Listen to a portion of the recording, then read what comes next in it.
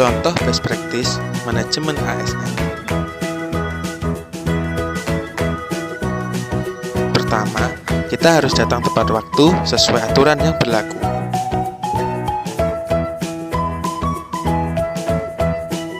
Berikutnya, menjaga kerapian dan kebersihan meja kerja agar kita bisa bekerja dengan aman dan nyaman. Lalu, bekerja sesuai dengan tupoksi dan aturan yang berlaku, serta bekerja dengan cepat dan tepat untuk memberikan pelayanan yang terbaik. Kemudian, merapikan meja kerja sebelum pulang, setelah kita menyelesaikan semua pekerjaan. Dan terakhir, pulang kerja dengan tepat waktu, sesuai jam kerja yang telah ditentukan. Contoh best practice manajemen ASN.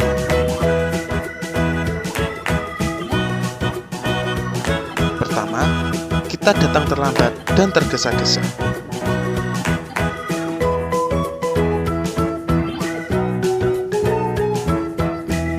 Kemudian, tidak merapikan meja kerja sebelum memulai pekerjaan.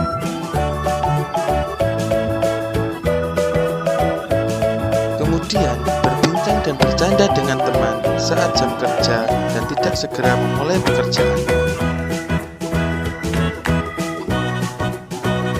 Lalu, menunda-nunda semua pekerjaan dan berkonsentrasi dengan HP.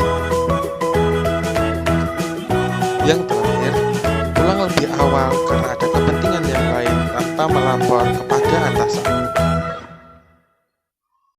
Contoh best practice pelayanan publik. Saat pasien datang, petugas sedang asik bermain handphonenya. Saat petugas tahu ada pasien mengetuk pintu, petugas langsung meletakkan handphonenya, lalu berdiri memberi senyum, salam, dan sapa kepada pasien. Dengan sikap yang sopan dan ramah, petugas mempersilahkan pasien untuk duduk. Sebelum melakukan konseling, petugas mempersilahkan pasien untuk memperkenalkan diri dan menjelaskan tujuan kedatangannya. Lalu, petugas memberikan konseling dengan sikap yang baik dan memberikan informasi dengan benar.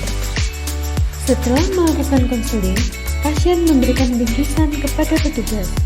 Dengan sikap sopan dan tegas, petugas menolak bingkisan pemberian pasien dan menjelaskan jika melayani masyarakat dengan profesional dan berkualitas merupakan tugas dan tanggung jawab seorang ASN.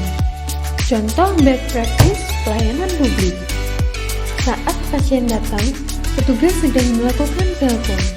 Namun, saat petugas tahu ada pasien mengetuk pintu, petugas hanya memberikan isyarat kepada pasien untuk duduk tanpa mematikan teleponnya. Setelah mematikan teleponnya, tanpa memberikan senyum, salam, sapa, dan waktu kepada pasien untuk memperkenalkan diri, petugas langsung menanyakan tujuan kedatangan pasien, lalu memberikan konseling dengan sikap yang kurang ramah. Setelah melakukan konseling, pasien memberikan bingkisan kepada petugas, dan petugas langsung menerima bingkisan tersebut. Beberapa permasalahan yang ada di sekolah secara umum adalah kenakalan remaja. Kenakalan remaja merupakan gejala patologi sosial pada remaja yang ditunjukkan dengan perilaku menyimpang. Kenakalan tersebut seperti bolos sekolah, tawuran, balapan liar, minum minuman keras, dan lain-lain. Implementasi dari whole of government di sekolah adalah ketika sekolah bekerja sama dengan kepolisian untuk mengadakan penyuluhan tentang kenakalan remaja. Materinya adalah kenakalan remaja, bahaya narkoba, radikalisme, dan terorisme.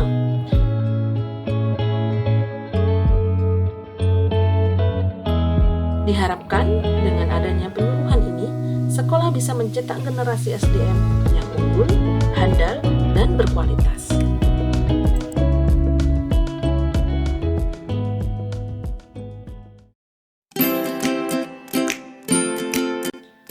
Sejak Maret 2020 kemarin, Indonesia dilanda pandemi COVID-19. Adanya pandemi ini, banyak pengusaha mengalami kebangkrutan dan karyawan mengalami PHK. Angka pengangguran semakin meningkat dan ekonomi turun. Oleh karena itu, pemerintah mengadakan program bantuan sosial.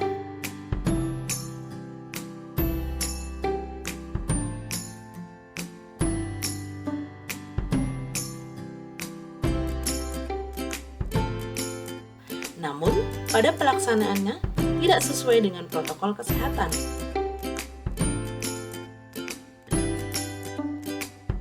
Seharusnya, pemerintah bekerja sama dengan kepolisian untuk mengatur pembagian bansos sehingga dapat berjalan tertib dan mengurangi angka penyebaran COVID-19.